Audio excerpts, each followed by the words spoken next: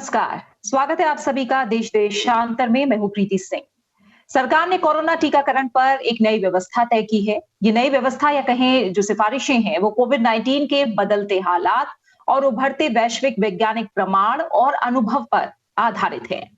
National expert group of vaccine administration for कोविड-19 यानी vaccine प्रशासन पर जो राष्ट्रीय विशेषज्ञ समूह है उसने वैक्सीनेशन को लेकर ये नई सिफारिशें की थी, जिन्हें स्वीकार कर लिया गया है और राज्यों और केंद्र शासित प्रदेशों को इस बारे में सूचित भी कर दिया गया है। केंद्रीय स्वास्थ्य मंत्रालय ने जानकारी दी है कि नई सिफारिशों के अनुसार बीमारी से उबरने के बाद कोविड-19 टीकाकरण को 3 महीने के लिए टाल दिया जाएगा। साथ ही बताया है कि पहली खुराक के बाद संक्रमित होने पर दूसरी खुराक को कोविड-19 से क्लिनिकल रिकवरी के बाद 3 महीने के लिए टाल दिया गया है। और तमाम ऐसी बातें हैं जो इन सिफारिशों में शामिल हैं। क्या ऐसी बातें हैं जो अब नए तरह से हमें देखनी होंगी, समझनी होंगी? ये जो सिफारिशें हैं वो आखिर क्या कह रही हैं और अब इनके बाद हमें क्या करना होगा? तो इस पर हम थोड़ा-सा आज जागरूक होंगे, बातें करेंगे और हर पहलू को समझाने के लिए हमारे साथ 2 खास मेहमान भी जुड़े हुए हैं। हमारे साथ है doctor Tanu Anand, scientist D, ICMR New Delhi. साथ ही मेरे साथ जुड़े हैं professor Sarman Singh, director AIIMS Bhopal. आप दोनों मेहमानों का बहुत-बहुत शुक्रिया मेरे साथ इस चर्चा में शामिल होने के लिए। डॉक्टर तनु आनंद, मैं आपसे समझना चाहूंगी, ये जो नई सिफारिशें हैं, अब सरकार की तरफ से इन्हें मंजूरी दे दी गई है, ये मोटे तौर पर क्या कह रही हैं, क्या बदलाव होगा? जो ये सिफारिशें हैं इसमें सबसे प्रमुख बात ये कही गई है कि जिनको एक बार इन्फेक्शन हो चुका है सार्स-CoV-2 से, मतलब कोविड-19 से जो गुजर चुके हैं, उनको अभी टीकाकरण लेने की जरूरत नहीं है। उनको कम से कम 3 महीने का गैप रखना पड़ेगा रिकवरी के बाद।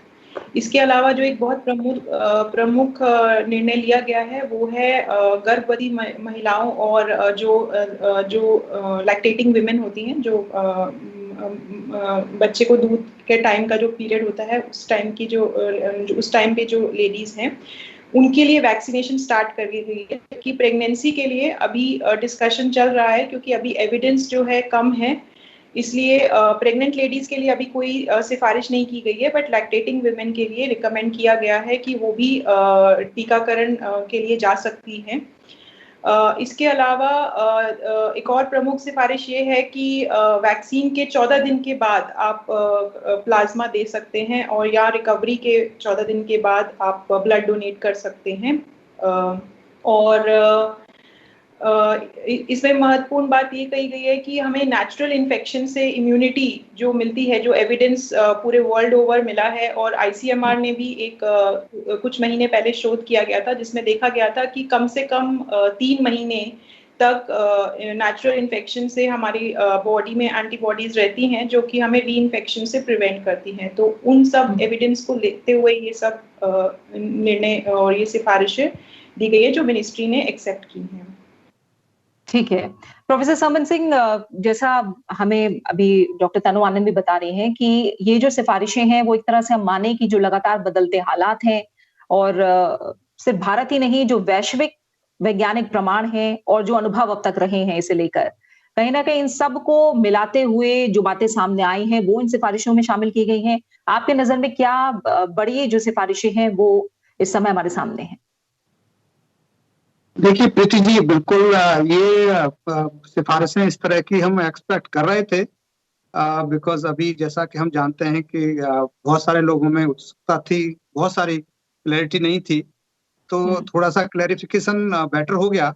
बहुत सारे लोग पूछते थे, तो अभी जो गाइडलाइन थी या जो अंडरस्टैंडिंग थी साइंटिफिक, हम लोग कहते थे कि किसी को बहुत तरह के क्वेश्चन आते थे कि किसी को पहली वैक्सीन लग गई, उसके बाद कोविड हो गया तो दूसरी कब लगनी चाहिए, या जिनको कोविड पहले हो चुका है उनको कब वैक्सीन लगनी चाहिए। तो ये थोड़ा सा क्लैरिटी आ गई है, और उसमें ये बताया गया है कि जब भी किसी को कोविड से उभर के जब जाएगा, मींस डेट ऑफ डिस्चार्ज जिस दिन होगा उसके 3 महीने बाद लगा सकता है, और लगाने की जरूरत उससे पहले नहीं है, ये कहा है। दूसरी चीज ये कहा है कि फर्स्ट एंड सेकंड में एज सच उन्होंने 3 महीने का गैप कर दिया, तो ये हो गया। तीसरा उन्होंने कहा प्लाज्मा का, थोड़ा सा ये मुझे इसमें लगा कि वैक्सीन ग्रुप एंड बाकी जो गाइडलाइन का ग्रुप है शायद आपस में दोनों बात नहीं करते, बट मुझे लगता है एक तरफ हम प्लाज्मा को निकाल रहे हैं गाइडलाइन में से, ट्रीटमेंट गाइडलाइन में, तो प्लाज्मा की बात मुझे लगता है यहाँ करनी नहीं चाहिए थी। बट एनीवेज जो की गई है, तो दोनों ग्रुप आई थिंक दोबारा गाइडलाइन इस पे दोबारा से कुछ सोचेंगे और बैठेंगे, और मुझे लगता है कि इसको गाइडलाइन में डालने का, बिकॉज कंफ्यूजन होगा इससे लोगों को कि एक तरफ हमारी एक कमेटी कह रही है कि प्लाज्मा की कोई स्थान नहीं है हमारे ट्रीटमेंट में, और एक तरफ हम प्लाज्मा की बात कर रहे हैं कि 14 दिन के बाद देना चाहिए। तो इसमें मुझे लगता है थोड़ा सा इसको क्लैरिफिकेशन आ जाएगा 2-1 दिन में। आई एम श्योर कि हम जैसे बहुत सारे लोग इस बात को कह रहे हैं, बिकॉज कंफ्यूजन अवॉइड हो जाएगा, क्लैरिफिकेशन अगर आ जाएगा। तीसरी बात जो ये है कि हमें लगता है कि जब तक इमीडिएटली अभी जिनको फर्स्ट वैक्सीन लगी, जैसा कि हम अभी बात कर रहे थे, लगभग 18.7 करोड़ लोगों को वैक्सीन लग चुकी है। इसमें से लगभग अबाउट 3 करोड़ लोग ऐसे हैं जिनको सेकंड वैक्सीन भी लग चुकी है। तो हम कहें तो रफली, not to be very precise, but लगभग 15 करोड़ लोग ऐसे हैं जिनको कि इस समय सिंगल वैक्सीन लग चुकी है और सेकंड के लिए वो वेट कर रहे हैं। तो ये जो 15 करोड़ लोग, तो हमारी एज ऑफ नाउ हमारा 15 करोड़ लोग ऐसे हैं जिनको हम 3 महीने का गैप दे सकते हैं। और इसमें हमें लगता है कि 3 महीने का जो गैप होगा, इसमें हमारी जो वैक्सीन की स्ट्रेटेजी है, जो बहुत सारी नई वैक्सीन आ रही हैं, और जो हमारे वैक्सीन के लिए जो सेंटर और जो ट्रायल्स जो चीज़ें हैं, तो 3 महीने में हमें लगता है कि हमारा अपना काफ़ी सुविधाएं हो जाएंगी, हमारा मैन पावर, प्रोटोकॉल्स, गाइडलाइंस ये सारी हो पाएंगी। तो ये अच्छा डिसीजन है कि 3 महीने में हम बहुत कुछ अपने एंड पे कुछ कर पाएंगे। बिल्कुल। और एक एक करके अगर अब इन गाइडलाइंस को लेकर एक एक करके अगर अब बात करें डॉक्टर तनु आनंद, तो पहली बात तो ये आ रही है कि जो कोविड से उबर चुके हैं पूरी तरह, उन्हें 3 महीने बाद ही वैक्सीनेशन करवाना चाहिए, ये मोटे तौर पर बात आई है। तो इसे लेकर क्या ऐसे प्रमाण मिले हैं, उन्हें आप थोड़ा सा अगर विस्तार से बताएं, क्योंकि कई ऐसे भी लोग हो सकते हैं जो बीमारी से जूझे हैं, वो उनमें घबराहट है और वो ये सोचते हैं कि नहीं, अब हमें दोबारा इन्फेक्शन ना हो जाए, दोबारा हमें संक्रमण ना हो जाए, इसलिए हो सकता है वो और जल्दबाजी करें वैक्सीनेशन के लिए। तो मैं चाहूंगी वो आप क्लियर करें थोड़ा कि किस तरह के प्रमाण हैं जो सामने आए हैं इसे लेकर। जैसे कि मैंने पहले बताया कि वर्ल्ड ओवर जो एविडेंस को देखा गया, उसमें देखा गया कि एक इन्फेक्शन होने के बाद जो एंटीबॉडीज है varying from 6 months to 9 months तक परसिस्ट करती हैं। जो बाहर जो स्टडीज हुई हैं उसमें देख के ये निष्कर्ष निकाला गया कि एंटीबॉडीज जो हैं हमारी बॉडी में आफ्टर फर्स्ट इन्फेक्शन वो इतने महीने परसिस्ट करती हैं। और कुछ महीने पहले आईसीएमआर ने एक स्टडी ली थी री इन्फेक्शन के ऊपर। उसमें भी देखा गया कि कम से कम 3.5 महीने का गैप अधिकतर लोगों में जिन्होंने री इन्फेक्शन रिपोर्ट किया, उसमें कम से कम 3.5 महीने का गैप था। तो क्योंकि हमारा जो अपना डेटा है और ऑब्जर्वेशंस हैं उसको मद्देनजर रखते हुए ये निष्कर्ष निकाला गया कि कम से कम 3 महीने का गैप जो है वो सफिशिएंट रहेगा एक पर्सन को इम्यूनिटी प्रोवाइड करने के लिए। और इस दौरान हमारा जो वैक्सीन का प्रोडक्शन है और हमारी जो पॉपुलेशन है जो एक बार भी इन्फेक्ट नहीं हुई है उनको हम वैक्सीन दे पाएंगे। तो इन दोनों चीज़ों को मिलाकर ये निष्कर्ष निकाला गया कि हम कम से कम 3 महीने का गैप देते हैं, क्योंकि ये इंडियन डेटा है और उसका एविडेंस लेते हुए ये निर्णय लिया गया कि हम एक प्राइमरी इन्फेक्शन होने के बाद 3 महीने का गैप देते हैं, उसके बाद उनको वैक्सीन दे सकेंगे। इससे हमारे 2 काम होंगे, एक तो उस पर्सन को ऑलरेडी इम्यूनिटी मिली हुई है और उसकी बजाय जो अनवैक्सीनेटेड है और जो कभी इन्फेक्ट नहीं हुआ है उसको वैक्सीन मिल जाएगी। और दूसरा, उस टाइम तक हमारी जो वैक्सीन प्रोडक्शन है और जो हमारी तीसरी वैक्सीन भी आ रही है उसकी वजह से हम और अच्छे से प्रिपेयर्ड होंगे अपनी पॉपुलेशन को वैक्सीनेट करने के लिए, क्योंकि वैक्सीनेशन ही है जो हम इस पैंडेमिक के एंटिसिपेटेड थर्ड वेव से बच सकते हैं। तो जितना जल्दी हम अपनी पॉपुलेशन को वैक्सीनेट करें उतना अच्छा है। बिल्कुल। और प्रोफेसर समन सिंह, इसके बाद अगर सिफारिशों में एक एक करके, क्योंकि अब बात कर रहे हैं, दूसरा ऐसा एक वर्ग है जो बहुत हमें देखने को मिला कि एक डोज लगवा ली गई और उसके बाद उन्हें संक्रमण हुआ, और कहीं ना कहीं उसे लेकर अब जो सिफारिश की गई है कि अगर मान लो आपको एक डोज मिल चुकी है और डोज का शेड्यूल पूरा होने से पहले ही कोविड का संक्रमण हो गया है, तो दूसरी डोज कोविड-19 बीमारी से एक तरह से जब वो उभरे हैं उसके 3 महीने बाद तक टाल देनी चाहिए। यानी ये डोजेस को लेकर भी जो बातें हैं उसमें मोटे तौर पर क्या है, और जब दोबारा लेंगे तो वो दूसरी डोज लेनी होगी या फिर से पहली डोज लेकर फिर दूसरी डोज लेनी होगी, क्या करना होगा? जी प्रीति जी, इसमें इस क्वेश्चन पे आने से पहले मैं थोड़ा सा और जो आपका पहला क्वेश्चन है जी। उसमें कुछ एडिशनल हाँ, बातें बताना बताइए। चाहूँगा। लैंसेट की दो बड़ी इंपॉर्टेंट स्टडी जो पब्लिश हुई लॉन्ग बैक अबाउट 2 महीने पहले, और हम उसके बेसिस पे पहले जो हमारा जो गैप आया था, शायद हम लोगों को सबको याद है कि पहले हम 28 दिन बाद दे रहे थे, फिर 3 महीने बाद दे रहे थे, और मतलब 6 वीक्स टू 12 वीक्स दे रहे थे इंग्लैंड की वैक्सीन को। हमारी गाइडलाइन में नहीं आया था, बट हम जब भी जनरल डिस्कशन हो रहा था तो लोग बहुत सारे पूछते थे, तो हम हमेशा उनको यही बता देते हैं कि 12 वीक तक ले सकते हैं। अब वो गाइडलाइन का पार्ट हो गया कि 12 वीक्स पर ही लेना है, और उसका बेसिक रीजन ये था कि इंग्लैंड में जो स्टडी हुई, बहुत बड़ी स्टडी हुई थी, तो उन्होंने देखा कि अप टू अगर 3 महीने तक देखा जाए उनके री इन्फेक्शन देखा गया, जिनमें नेचुरल इन्फेक्शन हुआ, और उनके बाद देखा गया तो टू वेरी प्रेसाइज मैं बता रहा हूँ डाटा, 7.6% लोगों में ही री इन्फेक्शन 3 महीने के अंदर हुआ। ज्यादातर में जो हुआ 10% में लगभग विद इन आफ्टर 6 मंथ्स हुआ। सो कहने का मतलब है 7.6% इज ए वेरी बहुत कम नंबर है। जो परसेंटेज है बहुत लो परसेंटेज है, तो लगभग 7.5% ऐसे लोग हैं जिनको के 3 महीने के अंदर दोबारा से इन्फेक्शन होगा। कहने का मतलब दूसरे शब्दों में हम ये कह सकते हैं कि लगभग आप देखिए 92.5% लोग प्रोटेक्टेड हैं 3 महीने तक। अगर एक बार इन्फेक्शन हो गया तो 92%, 92.5% लोग हमारे प्रोटेक्ट हो जाएंगे नेचुरल इन्फेक्शन से, नंबर 1। तो ये एक बहुत बड़ा इसका डिसीजन का एक रीजन रहा। दूसरा ये कंफ्यूजन था, जैसे हम कहते थे 6 वीक्स टू 12 वीक्स, तो वो एक क्लैरिटी आ गई कि कोई 6 वीक्स के बाद जाता था, कोई 8 वीक्स के बाद जाता था। तो स्टडी, एक दूसरी स्टडी जो वो भी लैंसेट में पब्लिश हुई थी, तो उन्होंने कहा था कि बेस्ट जो रिजल्ट आ रहे थे उनके 8 वीक्स टू 12 वीक्स आ रहे थे।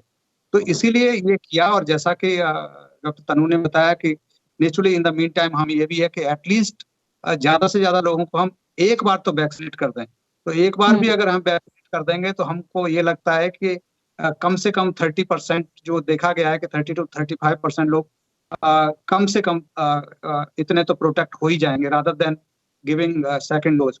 दूसरी चीज जो आपने कहा कि दूसरी नेचुरली जब इन्फेक्शन हो जाता है एक वैक्सीन के बाद, ये बिल्कुल देखा गया, जैसा मैंने बताया लगभग 35% से लेकर वेरिएबल डाटा है। इंडिया का डाटा बहुत अभी रोबस्ट डाटा नहीं आया है, वो आ रहा है, तैयार हो रहा है, डॉक्टर तनु को पता होगा, बट लेकिन पब्लिक डोमेन में अभी पब्लिश नहीं हुआ।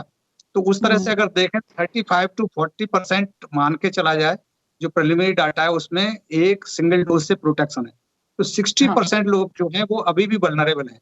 तो ये देख के ये देखा गया कि इसमें ये जो लोग हैं, इनके लिए अगर नेचुरल इन्फेक्शन हो गया है इनमें, तो 60% में हो सकता है, ओबियस बात है, बिकॉज दे आर वल्नरेबल। तो उनमें अगर इन्फेक्शन होता है तो डेफिनेटली हमको तो ये लगता है कि ऐसे लगभग 35 से 40% ही प्रोटेक्शन मिलता है, और वो लगभग 60% लोग हैं वो नेचुरली वल्नरेबल रहते हैं, तो उनको ओबियसली उनको इन्फेक्शन हो सकता है, और ये बहुत इंपॉर्टेंट रीजन है। तो इसीलिए जब भी ये 64% होंगे जो वल्नरेबल हैं इन्फेक्शन के लिए, तो उनमें अगर से फॉर एग्जांपल उनमें हो जाता है खुदा ना खास्ता, तो नेचुरली इनको जो ये नेचुरल इन्फेक्शन होगा वो second booster mean second dose जो बूस्टर का काम करती है उस तरह से काम करेगी। तो मेरा मानना ये है कि शायद नेक्स्ट कमेटी जब कभी बैठेगी तो ये भी सोचेगी कि जिनको अगर एक वैक्सीन लग गई है और उसके बाद लगभग 15-20 या 1 महीने 2 महीने बाद वैक्सीन, दूसरी वैक्सीन लगने से पहले अगर सेकंड टाइम वैक्सीन नहीं लगी है लेकिन उससे पहले इन्फेक्शन हो गया है, तो मुझे लगता है कि उसको जरूरत नहीं है। ये भी कहा जा सकता है कि वैक्सीन की जरूरत नहीं है उनको, लेकिन अगर लगवा लेंगे तो भी ठीक है, नहीं भी लगवाएंगे तो मेरा मानना ये है scientifically as a immunology point of view से उनको जरूरत नहीं। ये भी मुझे लगता है कि नेक्स्ट टाइम नेस्बैक अगर बैठेगी तो उसमें ये डिसीजन ले सकती है, अगर वैक्सीन की क्राइसिस रही तो। लेकिन अगर वैक्सीन सफिशिएंटली अवेलेबल हो जाएगी तो then it can be given. बिल्कुल। और अब हम आते हैं अगली सिफारिश पे, डॉक्टर तानु आनंद। इसमें बात यह है कि जो लोग किसी गंभीर बीमारी से पीड़ित हैं, उन्हें भर्ती किए जाने या फिर आईसीयू केयर की जरूरत है, उन्हें भी 4 से 8 सप्ताह तक वैक्सीन का इंतजार करना चाहिए। तो ये इसको लेकर भी आप थोड़ा अगर हमें क्लियर करें कि जो गंभीर बीमारी से कहीं ना कहीं पीड़ित थे, उन्हें कोरोना हुआ और वो संक्रमण से उबरे हैं, तो उन्हें भी इंतजार करना होगा, क्योंकि कोमॉर्बिडिटी वाले लोगों को वैक्सीन में तरजीह हमेशा दी गई है। तो अब किस तरह का बदलाव है नई सिफारिशों के बाद? जो कुछ स्टडीज हुई हैं बाहर, जिनसे ये एविडेंस आया है कि जैसे सिवियरिटी ऑफ इन्फेक्शन बढ़ता है, उसमें हमारा एंटीबॉडी रिस्पॉन्स भी है बढ़ता है। और दूसरा चीज़ ये है कि ऑलरेडी उनको कोमॉर्बिडिटी हैं और हमारे पोस्ट कोविड कॉम्प्लिकेशंस भी मतलब निकल के आ रहे हैं, जिसके बारे में अभी हमारी जो एविडेंस है बहुत लिमिटेड है, अभी इवॉल्व हो रहा है। और जैसे ये जो वेरिएंट अभी आया है, इसमें बहुत सारी चीज़ें हमने देखी कि सिम्टम्स और काफ़ी चीज़ों में बदलाव था कोविड के संक्रमण के साथ ही और संक्रमण के बाद भी।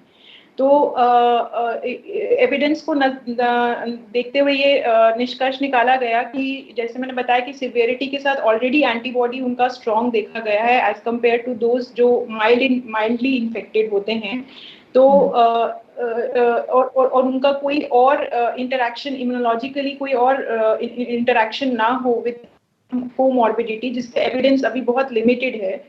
पर्टिकुलरली कोई अगर इम्यूनोसप्रेस्ड कंडीशन है तो उस केस में इस एविडेंस को इस निष्कर्ष को निकाला गया कि हम उनके लिए भी वेट कर सकते हैं 4 से 8 हफ्ते तक, ताकि वो पूरी तरह से रिकवर हो जाएं। और एज सच उनके सिवियर इन्फेक्शन, क्योंकि जो आईसीयू तक गए हैं उनका मतलब बहुत सिवियर इन्फेक्शन हुआ था उनको, तो उनका ऑलरेडी एंटीबॉडी रिस्पॉन्स काफी अच्छा होगा।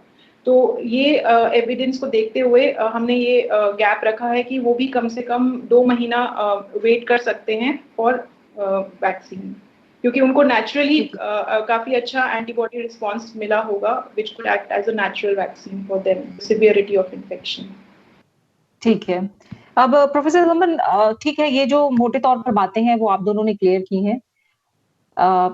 स्तनपान कराने वाली महिलाओं को लेकर भी जो बात थी वो हमें डॉक्टर तनु आनंद ने पहले ही क्लियर की, लेकिन इस बीच ऐसे तमाम एडवाइजरी भी होंगी, ऐसे तमाम बातें भी होंगी जो लोगों को ख्याल रखनी है। ठीक है, आपको इंतजार तो करना है इतने समय तक वैक्सीन लगवाने के लिए, अंतराल बढ़ाया गया है, लेकिन इस बीच क्या ऐसी प्रमुख बातें हैं जो आप बताना चाहेंगे, जिनका पालन करना, जिन्हें ध्यान में रखना जरूरी है?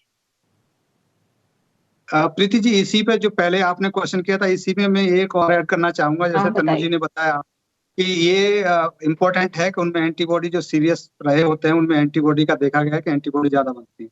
लेकिन दूसरा एस्पेक्ट मुझे लगता है जो कमेटी ने बिल्कुल सोचा होगा और वो बहुत इंपॉर्टेंट है, जो आम जनता को जानने के लिए भी जरूरी है, बिकॉज आजकल तो सभी पढ़ते हैं, तो डॉक्टर ही नहीं है, हम लोग तो पढ़ते ही हैं, बट आजकल पब्लिक भी पढ़ती है। तो उनको सबसे इम्पोर्टेंट ये है, जो दूसरा एस्पेक्ट मुझे लगता है बहुत इंपॉर्टेंट है, और वो ये है कि जब भी आईसीयू में जो गया होगा तो ऑब्वियस बात है उसको स्टीरॉयड खूब हाई डोज में मिले होंगे। और जब हम स्टीरॉयड देते हैं तो जब स्टीरॉयड के टाइम पर हमारा इम्यून सिस्टम टोटली पैरालाइज हो जाता है, तो उसको जब आईसीयू में रहा होगा तो उसका इम्यून सिस्टम टोटली पैरालाइज होगा, जिसकी वजह से हम कॉम्प्लिकेशन देखते हैं, चाहे वो ब्लैक फंगस, म्यूकरमाइकोसिस हो या दूसरे इन्फेक्शन हो आते हैं। और उसके बाद पोस्ट कोविड जो पीरियड है लगभग 1 महीने तक वैसे भी उनको नॉर्मल नहीं हो पाते हैं। फिर इसमें जो कमेटी ने इसलिए भी सोचा होगा कि कल को कई बार देखने में आया है कि उनको अगर रिकवर होने के पूरा टाइम नहीं देंगे और वैक्सीन लगवाई, और बाई चांस बिकॉज कोरोना का वेल नोन साइड इफेक्ट है जिसको सीक्वली कहते हैं या आफ्टर इफेक्ट कहते हैं, पोस्ट कोविड जो रीजन है उसमें क्लॉट बनता है। तो अगर हार्ट अटैक हो गया या कुछ प्रॉब्लम हो गई, जो कि हो रहा है, बहुत सारे लोगों में हो रहा है, तो इससे एक इमेज खराब होगी वैक्सीन की, क्योंकि लोग सोचेंगे कि शायद वैक्सीन की वजह से हुआ है। तो ये मुझे लगता है बहुत सही डिसीजन है, और ये तो मुझे लगता है कि इवन नॉट 2 महीने, इसको 3 महीने करना चाहिए, बिकॉज रिकवरी होने के लिए, हमारे इम्यून सिस्टम को भी रिकवर होने के लिए और फिजिकली ऑल्सो रिकवर होने के लिए, एंड जो हमारी जो कोगुलेशन और जो कोगुलोपैथी जिसको कहते हैं हम, क्लॉट बनने की टेंडेंसी और बाकी चीजें भी हमारी तब तक नॉर्मल हो जाएंगी। और पर्टिकुलरली ऐसे केसेस कोमोर्बिडिटी वाले केसेस में ज्यादा आते हैं, इसलिए ये बहुत सही डिसीजन है। और मुझे लगता है कि इसको इवन लॉन्गर हो सकता था, 3 महीने भी हो सकता था, ये पीरियड बहुत इंपॉर्टेंट डिसीजन है। बिल्कुल बिल्कुल। इसको लेकर तनु आनंद, मैं आपकी राय भी जानना चाहूंगी। आपकी नजर में क्या ऐसी बातें हैं जिन्हें ध्यान में रखना चाहिए आम जनता को, आम लोगों को? ये जो दिशा निर्देश हैं वो तमाम लोगों तक अब पहुंचेंगे ही, और इसे लेकर मैं भी यही हम भी उम्मीद कर रहे हैं कि ज्यादा से ज्यादा लोग जागरूक होंगे, इन बातों को समझेंगे, क्यों ये डिसीजन लिए गए हैं, इन सिफारिशों को समझेंगे। लेकिन इस बीच क्या ऐसी बातें हैं जो लोगों को ध्यान में रखनी है इस गैप के दौरान की, आपकी नजर में? सबसे महत्वपूर्ण बात वही है जो नेचुरल इन्फेक्शन के टाइम भी कहा गया है और अभी भी फॉलो करने की जरूरत है, वो है सोशल वैक्सीन, और that is Covid appropriate behaviour. अर्थात कोरोना का जो अनुकूल जो हमारा बिहेवियर है वो हमें फॉलो करना है। तो उसमें हमें अगेन 3 चीज़ों का ध्यान रखना है। सबसे महत्वपूर्ण है कि सोशल डिस्टेंसिंग, अपना दूरी बना के चलें, किसी से कम बात करें, बहुत ज़रूरी नहीं है तो एक जगह इकट्ठा ना हो, मास गैदरिंग्स में ना जाएं, जिसकी वजह से अभी क्योंकि काफ़ी जगहों पे लॉकडाउन चल रहा है तो अभी ऐसे दिशा निर्देश हैं जिसमें गैदरिंग को अवॉइड किया गया। बट जब ये लॉकडाउन वगैरह खुलेगा तब भी हमें ध्यान रखना है कि हम ये सोशल डिस्टेंसिंग का पालन करें। दूसरा, मास्क पहने, क्योंकि अभी आपने सुना होगा कि एविडेंस है कि ये इन्फेक्शन जो है एयरबॉर्न है, पर्टिकुलरली जब क्लोज सेटिंग्स में, जहाँ पे बंद कमरा है, वेंटिलेशन नहीं है, वहाँ पर अगर ज़्यादा लोग इकट्ठे होते हैं तो ये जो कोरोना संक्रमित व्यक्ति है वो एक से दूसरे को बहुत जल्दी फैला सकता है। और पर्टिकुलरली जो ये सेकेंड जो वेव आई है जिसमें जो ये वेरिएंट है ये काफ़ी ज़्यादा ट्रांसमिसिबल है as compare to the first strain that was there. और तीसरा जो है अपना हाइजीन का ध्यान रखना, सैनिटाइजेशन, हैंड हाइजीन। देखा गया है सिर्फ कोरोना ही नहीं, 80% जो हमारे इन्फेक्शंस होते हैं पेट के, इवन रेस्पिरेटरी इन्फेक्शंस, वो कम हो जाते हैं अगर हम अपने हैंड हाइजीन का ध्यान रखते हैं, अपने आसपास का भी साफ सफाई का ध्यान रखते हैं। तो इवन वैक्सीन जिनको मिली है उनको भी ये ध्यान रखने की जरूरत है कि ये वैक्सीन जो है ये वैक्सीन प्रिवेंटेबल वैक्सीन नहीं है, मतलब डिजीज प्रिवेंटेबल वैक्सीन नहीं है, बट डिजीज मॉडिफाइंग वैक्सीन है। मतलब ये सिवियर इन्फेक्शन को होने से प्रिवेंट करेगा। तो इवन जो वैक्सीनेट हुए हैं उनको भी माइल्ड इन्फेक्शन हो सकता है, वो एसिम्प्टोमेटिक हो सकते हैं और किसी और को ट्रांसमिट कर सकते हैं जो अनवैक्सीनेटेड है या जो जिसको कभी इन्फेक्शन नहीं हुआ।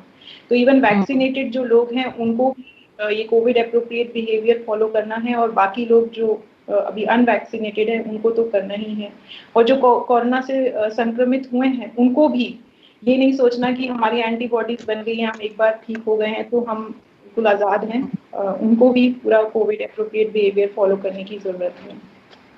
बिल्कुल, जो ये बात आपने कही है डॉक्टर तनव आनंद, इसी पे मैं प्रोफेसर सरमन के पास जाऊंगी कि हम आजाद हैं, ये वाली बात ठीक है। इसमें एक जो अंतराल की हम बात कर रहे हैं, नई सिफारिशों की बात कर रहे हैं प्रोफेसर सरमन, तो इसमें एक चीज तो लोगों को समझ में आ रही है कि जो लोग रिकवर कर चुके हैं, चाहे वो गंभीर बीमारी से पीड़ित हो या फिर सामान्य तौर से रिकवर कर चुके हो, वो उनका इम्यून सिस्टम इतना मजबूत हो गया है कि वो 3 महीने बाद भी अगर डोज ले रहे हैं तो चलेगा। तो कहीं ना कहीं ये आजाद हो गए वाली फीलिंग भी आएगी। लेकिन इस समय क्या दोबारा हमें इस बात पर जोर देना है कि ये लोग करियर बन सकते हैं, संक्रमण फैला सकते हैं, इसलिए जो कोविड एप्रोप्रिएट बिहेवियर है उसको बिल्कुल भी लापरवाही उसे लेकर नहीं करनी?